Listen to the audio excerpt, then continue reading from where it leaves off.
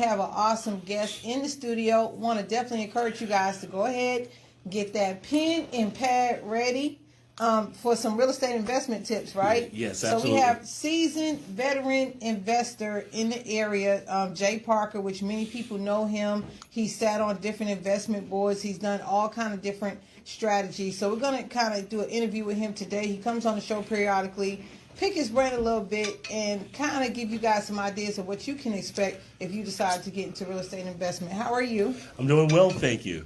Okay, that's excellent. Now, I just gave you like a introduction, but why don't you give like a summary of how you actually got started in real estate investment? Well, the way I got started was I was working at 84 Lumber, and at 84 Lumber, most of the people that came in there were investors. Were landlords. And so one day I asked the guy, I said, hey, listen, what do you do for a living? And he said, well, I rent houses. I said, well, but no. What do you do for a living? How do you make your money? He said, that's what I do. I rent houses. And so from that point forward, I never in my mind could imagine being able to rent houses for a living. And so I was very intrigued with that idea. And so then I started exploring that particular area. And this was like in 1992, 93 is when I actually started, dabbling or actually researching real estate. And then I think it was my dad loaned me $500 to put earnest money on a property. And at that time, I had no resources. So with not having any resources, I wasn't able to get the funding necessary to take down the initial deal that I had was involved in. Okay, so that kind of made you revamp and go to the drawing board. Like, I know many people that have extreme success, and at some point they tried and they failed, but they got back up and they did it better. So tell us about that. Yeah, so real estate is I really believe this is what I'm born to do. It's what I'm designed to do. When I came to Charlotte, I ran into a realtor and I was looking at a house. I called him about the house, and the first house didn't work out. They tore it down. That's how dilapidated it was. They tore the house down. So the second house, he said, hey, look, I got another house for you. So the second house that he had, I purchased that house.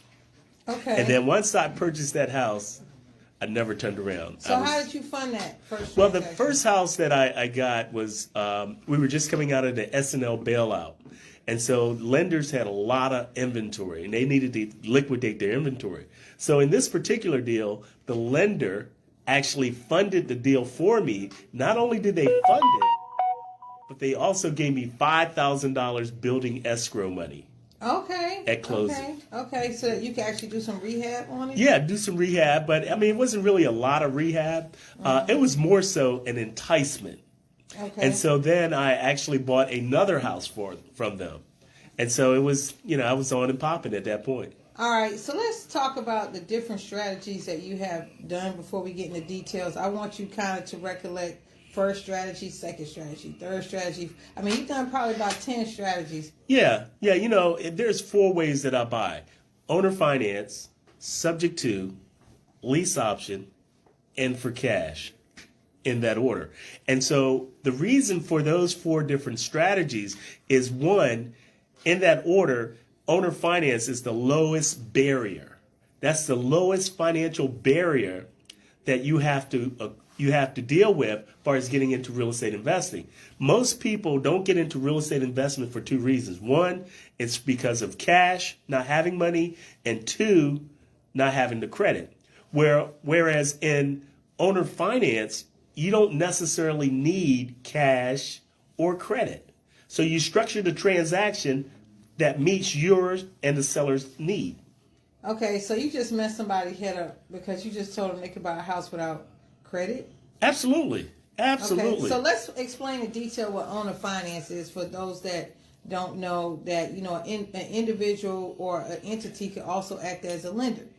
Yeah, so in an owner finance transaction, it's someone that already currently owned the property. They own the property, and for whatever reason, they don't want it anymore. For whatever reason, they don't want it. So you strike a deal with them to where you're going to make payments to them. And as a result, they become the bank. So when they become the bank, whatever terms and conditions that you guys set forth that works for you and works for them, that's how you structure the deal. Okay, so I'm familiar with this, I guess, because I have a financial background and did mortgage loans before. But most people think, hey, I have to go to the bank. I have to take my pay stubs, my W-2s, my this and my that. But really, you can work something out directly with an individual. Absolutely, absolutely. Okay. Whatever's going to work for them. First of all, they got an asset that's not performing. It's not giving them any money. So let's say they have a house sitting there, and I walk up to them and I say, hey, well, listen, how much money is that property paying them, paying you? And they're going to say, well, it's not paying me anything. Really? Wow, I was, thinking about maybe I would give you $200 a month. So that's going to stimulate thought in their mind. And that's going to induce them to want to know more about what I'm talking about. And so then we can structure that so that it meets both of our needs. Okay. So the next one is subject to. Yes. So subject to, that's a property that's already has financing on it. The bank has let's say B of A has already financed Miss Smith. So the mortgage is already on the property. But Miss Smith has decided, look, you know what? This home ownership thing is overrated. I don't want to do this anymore. I'm tired of it. I got to fix everything. And it's just overrated. I'd rather get me an apartment or go in a senior home or what have you. And if something breaks, I can get on the phone. I can call somebody and they can come and fix it. Perfect scenario. So then what we do, we actually go in and then we help Miss Smith to transition out into her new apartment or into her senior housing. And then we will assume all the financial responsibilities of the previous property that she once owned. Okay. And she so you're going to quit claim the deed? Yes, she'll deed the property over to us. Yes. Okay, got you. So once you have the property, then you do with it as you please. You can sell it, you can lease it.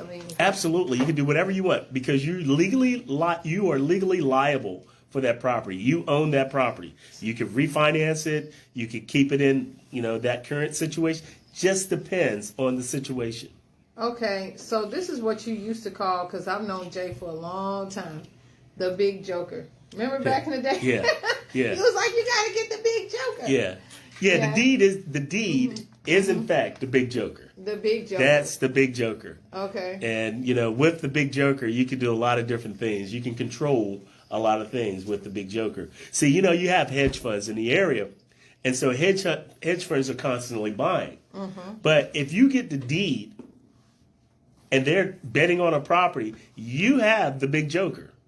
You have the big joker. So you can actually control that deal. So they have to come to you for purchase if they want to buy that property. If not, you can sell it to the next guy, if that makes sense. Okay, so we did owner financing subject to, what's the next one? Lease option. Now, when I say lease option, I really mean this for the realtors. A lot of realtors, well, not a lot of realtors, but realtors probably should not do subject to if you're licensed. If you're an active licensed realtor, I would not recommend you doing subject to. I would recommend you doing a lease option, which actually mirrors a subject to, but the only difference, you don't have title. That's the only difference that you have. But you can still control the property. I have been able to come up with a way of structuring the transaction to where it really mirrors the subject to, and you still have the same control. Okay. And so that's the reason for the subject to. All right, and then the next one? Is cash. Cash. Okay. And so what we do with cash, we must get, now listen, you got to be very clear with this.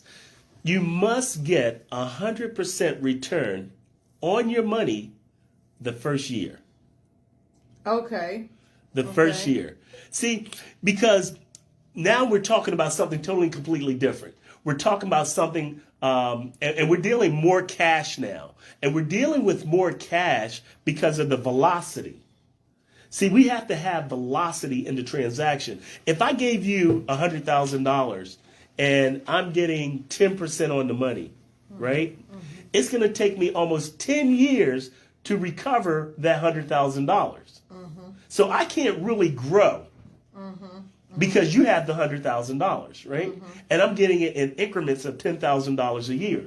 Does everyone follow that? So I need the money back as quickly as possible. If I deploy $100,000, I need to get that $100,000 back the first year so I can redeploy it into another transaction so I can continue to grow. Let me give you this example. Let's say, for example, you had a car that's traveling 100 miles an hour.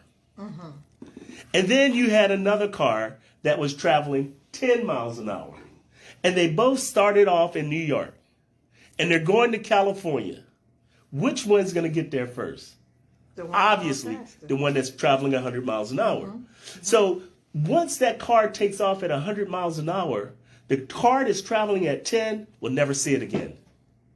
So if we're not careful with the mind shift, if we don't give our shift together, right, we're going to be left behind. See, because we're still engaging in transactions that we're getting 8%, 10%, 15%, and we're thinking we're doing it. But the velocity, the speed of transactions that are happening today, you need your money back as quickly as possible so you can redeploy it in another transaction. Does that make sense? So how do you structure this when you put out a significant amount of money, you get it back in 1 year? I mean, that's... So these are the vehicles that we're working with now. So it's called accelerated return. Okay. Accelerated return, exponential returns on your money. So if you look at someone like Jeff Bezos, in 2020, Jeff Bezos in 5 months made $91 billion. That's with a B. $91 billion. Okay? Now, $91 billion at that time was more than what Warren Buffett was worth. But that's velocity. That's how fast money is moving. That's how fast money is turning. So we have to mimic that. We in our thinking. See, most people thinking hasn't really caught up. We're still actually operating with a 1980 mindset. We get a property. We rent that property. We make $400 or $500 a month. But we know what's happening with real estate. Going up. It's going up. So what's happening with rents? It's going up as well.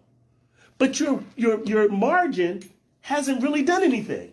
It's doing the same. It's performing like it was in 1980. So if you're that, which car would you be riding in? Would you be riding in a car that's traveling at 100 miles an hour? For sure. Or are you traveling in a car that's traveling at 10 miles an hour? You're traveling in the car that's 10 miles an hour. You're thinking by adding a rental, you're getting ahead. You're really not. You're hustling backwards, if that makes sense, because you don't have enough velocity. You don't have enough velocity. Let me give you a case in point. A couple of guys that works with me, one of them, 1 year, created $204,000 in positive, listen to this, cash flow. 1 year. The other one did $213,000 in positive cash flow. You see the difference in the velocity? So what comes in mind when you say that? So you're saying rooms for rent or Airbnb? Whatever the vehicle is. See, the vehicle has to perform. We have to change our mind shift. Because if we're doing just a regular rental like they were doing when I first got started, regular rentals, you're not going to keep up.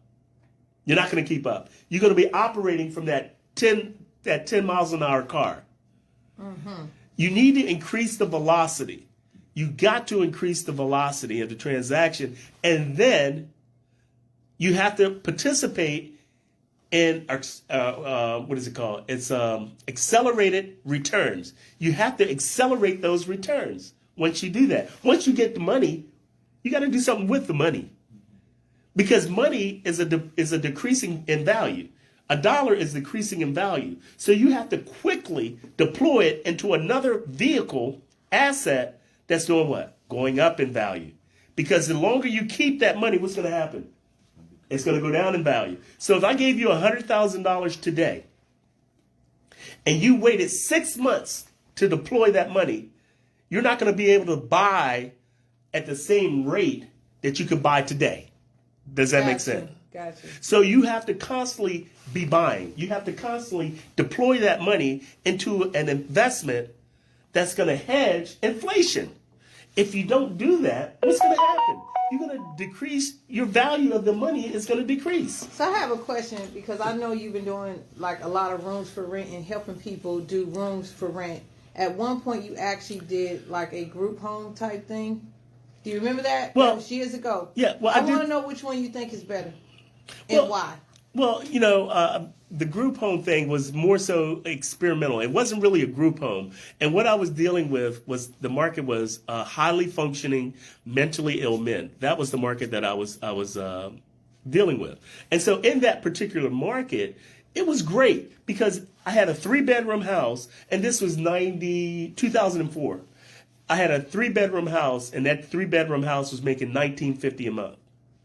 And so if the people weren't there, I still made $19.50 a month. So it was good for that time. But as time grows on, what happens to values? Keeps going up. Mm-hmm. And so with that, you have to have the mind shift. You have to get your shift together. So once you evaluate the market and you see what the market's needing, watch this. So most people cannot live in the neighborhoods that they once lived in. That's true. They can't live there. Mm-hmm. So we had to come up with an idea, a mindset of how can we help these people to stay in these neighborhoods, take advantage of some of these neighborhoods that they otherwise could not. And that's when we came with the concept of shared living. And shared living is the way a lot of people can still maintain integrity, dignity, and live in neighborhoods that they otherwise cannot afford to live in. So my question is, what would be the difference between shared living in a boarding house? Very good question. Very good question. It's the integrity. It's the integrity. Let me ask you a question. You grew up with brothers and sisters, is that correct? Mm-hmm. Did you live in a boarding house? No. Okay. So the same thing with this. The integrity of what we do is very much like where you lived when you grew up. Have you seen Golden Girls? A long time ago. Okay. Was that a boarding house? No. Absolutely not. So when you come into these dwellings, mm-hmm. they are, very, very desirable. One of the things that I believe is this. Mm-hmm. People don't rise to low expectations. Mm-hmm. See, in many cases, when you're dealing with a boarding house, you're dealing with a low expectation. Yes, it doesn't have the finer things. It doesn't have the finer things. Mm-hmm. We have granite countertops. We have stainless steel packages. We have flat screen TVs, no wires showing. We have free Wi-Fi, free cable. So does it feel like you're at home, or does it feel like you're in a hotel? No. It's home. It's home. Okay. Because all the amenities and the dynamics of that is of a home. And these people treat it as such. They become family. They start cooking for each other. It's amazing. So that's what I was curious, like what type of house rules? I know with the last one that we talked about, you had many house rules. So with this, are there any? Oh, of course. We have that's our operating system. Mm-hmm. See, without the operating system, what you have is a boarding house. Mm-hmm. But with the operating system, how things work, how we even select the people that's going in the houses, all that is a system. And that's the operating. If you try to do this without an operating system, you have a mess. You have a boarding house. Mm-hmm. Mm-hmm. Okay, so everyone agrees to all the rules and regulations. Of course, yeah. So again, once you come there and you see the property, it's not a situation, do you want to live here? The mindset is, do I qualify? I'm hoping now that I qualify to live here. I obviously want to live here, but do I qualify? What do I need to do to qualify? So we changed the mindset. So the mindset for most people is, I don't know if this is what I want to do or not. But this, when they see it, it exceeds their expectations. Okay. And so when they see it, they're like, "Dang, I hope you can get me in." I hope mindset shift. So what if someone, for example, is dating and they want their significant other to come in? That's not a part of the program. Okay. You know, it's this is not for everybody. Okay. We only looking for the people that this is a good fit for. And we understand if it's not a good fit, we understand that. We don't have a problem with that. Okay, so you actually have been mentoring other people in doing this. So Yes. how long have you been doing that, and what type of success? I know you mentioned the 204, 213. I'm sure they're under. We that. have a ton of, we have a ton of people that are successful in doing this. We have, look, not only have they become successful, but the level of success that they have achieved to where they now have their financial freedom. They don't have to punch a clock if they choose or choose not to. Most people strive to become financially independent. Most people fail to achieve that. But we have a systematic approach to where people over and over and over again are becoming financially independent. So right now, as I mentioned, you have been helping folks, and you're open to helping others. Absolutely. So how can they reach you? They can reach me. They can go to the J Parker Network, and that's a group page on Facebook. Join the J Parker Network on Facebook, and you can ask questions. You can reach me there. I have office hours. You can meet me 5:30 to 7:30 are my office hours, and that's 5:30 a.m. And This you know, is the famous walk. He makes you pay. Yeah. Well, to you know, play. again, you have to go on the walk. Right? it's free. It's free. How If you don't committed come are on you? the walk, it's not getting started. How committed are you? How bad do you want it? See, most people only want it if it's convenient. You know, but if they have to do something for it, then I can gauge whether or not I need to spend my time with them. Got you. Let me give you an example. When we were young and we were playing sandlot basketball or whatever, one of the things that we did, we chose the people that was going to give us the what? Advantage. That's right. You picked the person that was going to give you the advantage. You didn't go and pick the person because you liked them. You picked the person that was going to help you to win and stay on the court all day. Does that make sense? So why aren't we doing that in real life? Why aren't we doing this when it really counts? See, we have to have the mind shift. We have to get our shift together.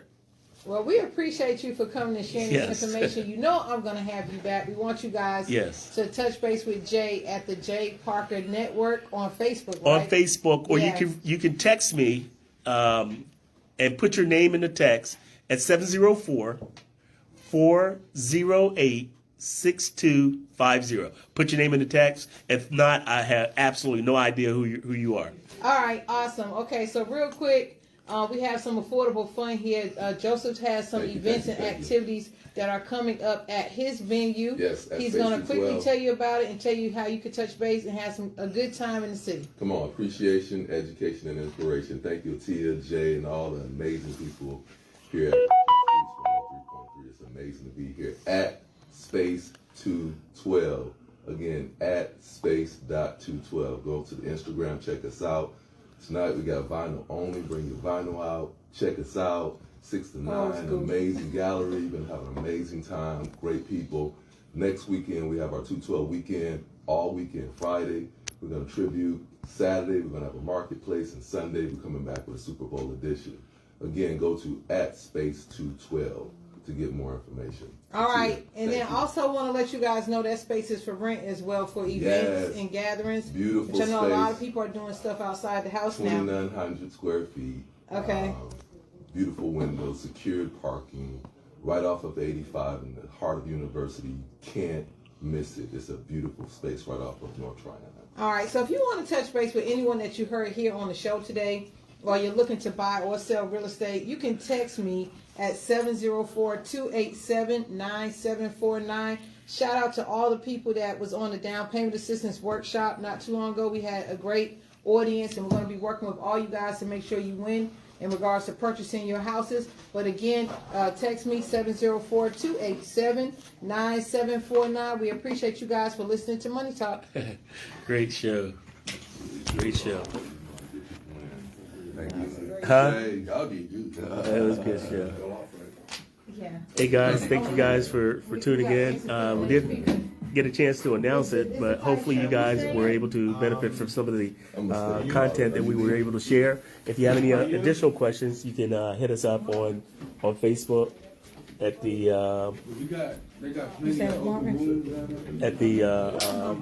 on the network, or you can just hit me up at 704-408-6250. That's my cell. So text me, put your name in the text. Put your name in the text, and we can link up that way. Or you can actually just meet us in the morning at 5:30 when we do the walk. Now tomorrow it's supposed to rain, but in spite of the rain, we still will be out there walking. So I'm coming.